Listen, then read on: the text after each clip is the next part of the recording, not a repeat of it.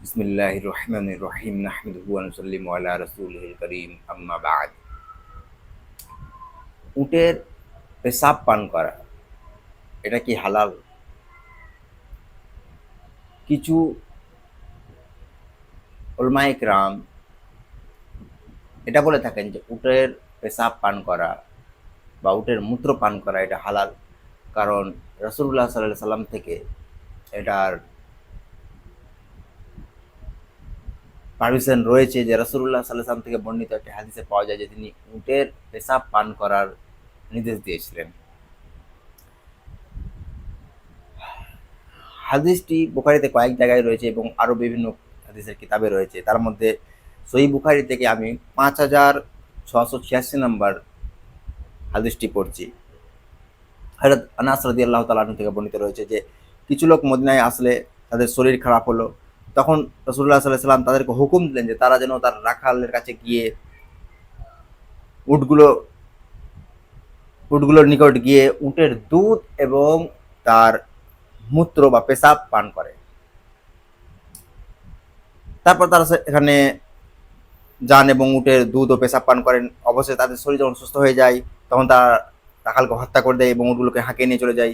পরবর্তীতে যখন রাসূলুল্লাহ সাল্লাল্লাহু আলাইহি ওয়াসাল্লামের কাছে এই খবর পৌঁছায়, তো তিনি তাদের পিছনে লোক পাঠান এবং তাদেরকে ধরে আনা হয় এবং তিনি তাদের হাত পা কেটে দেন এবং তাদের চক্ষু ফুঁড়ে দেন, মানে তাদেরকে উপযুক্ত শাস্তি দান করা হয়।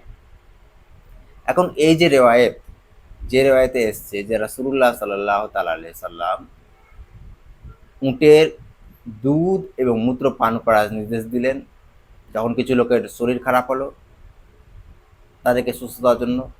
এই হাদিসের সাপেক্ষে ভিত্তি করে, এই হাদিসের উপর ভিত্তি করে কিছু উলামায়ে কেরাম, কিছু আলিমে দ্বীন এটা মনে করেন যে উটের মূত্র পান করা হালাল এবং উটের মূত্র পবিত্র।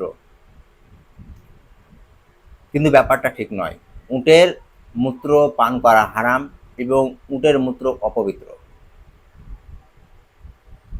যাই হোক, হালাল পশু যারা রয়েছে তাদের মূত্র পবিত্র না পবিত্র এই ব্যাপারে তো তবুও ইখতিলাফ রয়েছে, কিন্তু পান করা একদম হারাম এ ব্যাপারে কোনো সন্দেহ নেই।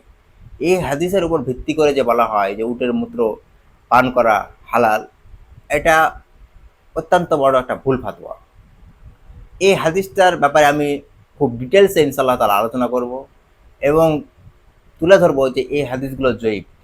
যদিও এই হাদিসগুলো বুখারীতে এসছে বলে সাধারণত মানুষ ভাবে যে এই হাদিসগুলো সব সহি হাদিস, কিন্তু উটের মূত্র পান করার ব্যাপারে যে হাদিসগুলো রয়েছে এই হাদিসগুলো জয়ীফ। রাসূলুল্লাহ সাল্লাল্লাহু তাআলা আলাইহি সাল্লাম এই মাতানের সাথে জয়ীফ। রাসূলুল্লাহ সাল্লাল্লাহু আলাইহি সাল্লাম উটের মূত্র পান করার নির্দেশ দেননি, তিনি শুধু উটের দুধ পান করার নির্দেশ দিয়েছিলেন। এখানে রাবি মিস্টেক করেছে, রাবি ভুল করেছে, যে বর্ণনা করেছে হাদিস সে নিজে থেকে এটা ঢুকিয়েছে। এই ব্যাপারে আমি ইনশাআল্লাহ তাআলা একটা আলাদা ভিডিও বানাবো, যেখানে বুখারী এবং বাকি কিতাবের যে বিভিন্ন জায়গায় এই রেওয়ায়েত এসছে, হযরত আনাস থেকে যে রেওয়ায়েতটা এসছে উটের মূত্র পান করার ব্যাপারে, সেই রেওয়ায়েতটার সমস্ত তুরুককে সামনে রেখে ডিসকাস করে আমি দেখাবো যে ইনশাআল্লাহ তাআলা যে এই হাদিসের আসল কথাটা কি, রাসূলুল্লাহ সাল্লাল্লাহু আলাইহি ওয়াসাল্লাম অ্যাকচুয়াল নির্দেশ কি দিয়েছিলেন এবং পরবর্তীতে রাবি ভুল করে জিনিসটা বানিয়েছে কি, সেটা ইনশাআল্লাহ পরবর্তী কোনো ভিডিও একটা বানাবো, সে ব্যাপারে সেখানে ডিসকাস করব।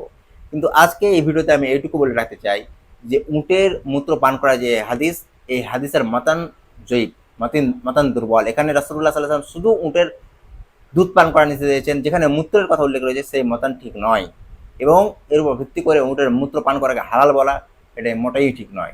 এটি একটি ভুল ফাতোয়া। উটের মূত্র পান করা কোনোভাবেই কারোর জন্য জায়েজ নয়।